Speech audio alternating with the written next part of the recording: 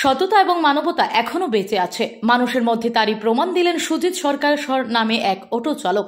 গত 15 তারিখ সুতপা সাহার নামে এক মহিলা রাজধানীর ধলেশ্বর থেকে অটো ভাড়া করে জিরানিয়ার উদ্দেশ্যে রওনা দেয়। অটো থেকে নেমে যাওয়ার পর ওনার পার্সোনাল ব্যাগ গাড়িতে রয়ে যায়। তখন সেই মহিলা ধলেশ্বর এলাকাতে আসে এবং অটো গাড়িটি খোঁজাখুঁজি করে কোনোভাবেই অটো গাড়িটি খুঁজে বের করতে পারেননি তিনি। এই বিষয়টি পূর্ব থানাতে জানান এই মহিলা, কিন্তু যে গাড়ি চালক সুজিত সরকার তিনি পূর্ব থানাতে এসে এই ব্যাগটি দিয়ে যায়। এই ব্যাগের মধ্যে 3 লাখ টাকার মতো স্বর্ণালঙ্কার রয়েছিল।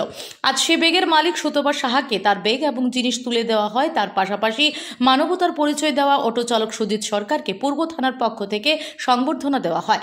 এ বিষয়ে বিস্তারিত জানান দেবপ্রসাদ রায় এবং ঘটনা জানান ব্যাগের মালিক এবং অটো চালক।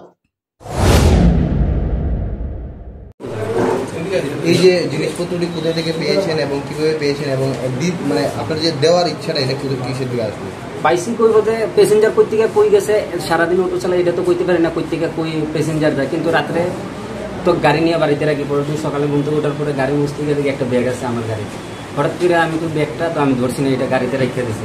ঠিক আছে, রাখার পরে আমি কই যার ব্যাগটা আমি অটো চালাইতে গেলে স্ট্যান্ডে খোঁজ করুন, জিগাইমু 3-4জন ড্রাইভারের যে ব্যাগ কেউ ফালাইছেন বা কেউ খোঁজ করছেন। এরকম করে সারাদিন রাত্রে আমার কাছে রাখতে আসে দেখি যে কেউ খোঁজ করছেন। আমি রাত্রে 10টার সময় সিদ্ধান্ত নিয়েছি যে আমি এটি থানাতে জমা দিই, বা আমার বাড়িতে কইছিলাম দুপুরবেলা কইছে থানাতে দিয়ে আসবো।